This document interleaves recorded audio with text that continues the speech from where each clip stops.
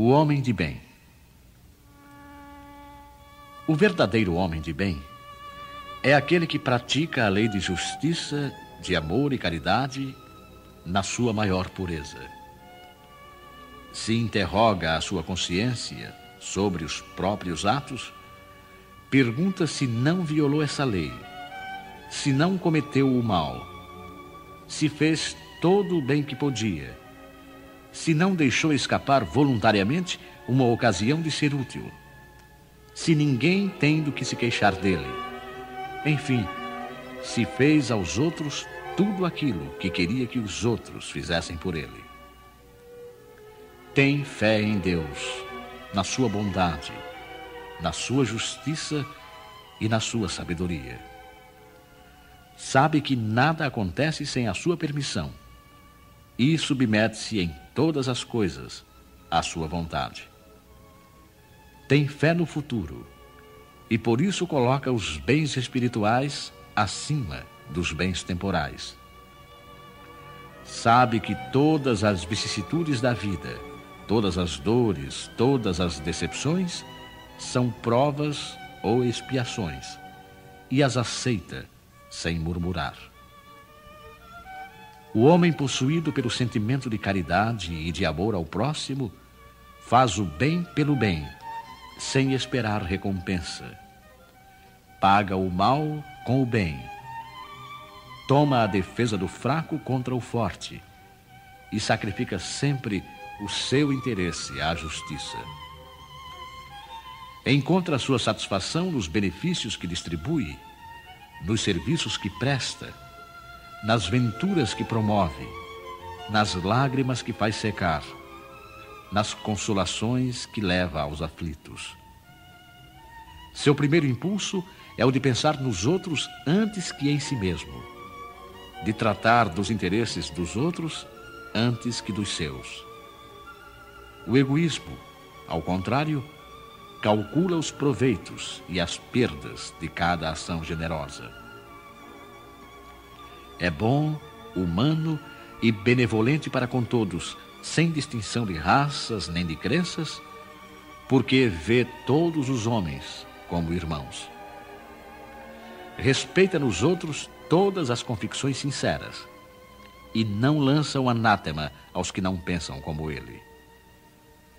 Em todas as circunstâncias, a caridade é o seu guia. Considera que aquele que prejudica os outros com palavras maldosas, que fere a suscetibilidade alheia com o seu orgulho e o seu desdém, que não recua à ideia de causar um sofrimento, uma contrariedade ainda que ligeira, quando a pode evitar, falta ao dever do amor ao próximo e não merece a clemência do Senhor. Não tem ódio nem rancor, nem desejos de vingança. A exemplo de Jesus, perdoa e esquece as ofensas, e não se lembra senão dos benefícios. Porque sabe que será perdoado conforme houver perdoado. É indulgente para as fraquezas alheias, porque sabe que ele mesmo tem necessidade de indulgência, e se lembra destas palavras do Cristo: aquele que está sem pecado, atire a primeira pedra. Não se compraz em procurar os defeitos dos outros, nem em pô-los em evidência. Se a necessidade o obriga a isso, procura sempre o bem que pode atenuar o mal. Estuda as suas próprias imperfeições e trabalha sem cessar em combatê-las.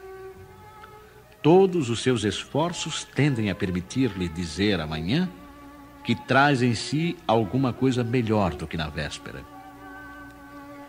Não tenta fazer valer nem o seu espírito, nem os seus talentos às expensas de outrem. Pelo contrário, aproveita todas as ocasiões para fazer ressaltar as vantagens dos outros. Não se envaidece em nada com a sua sorte, nem com os seus predicados pessoais, porque sabe que tudo quanto lhe foi dado pode ser retirado.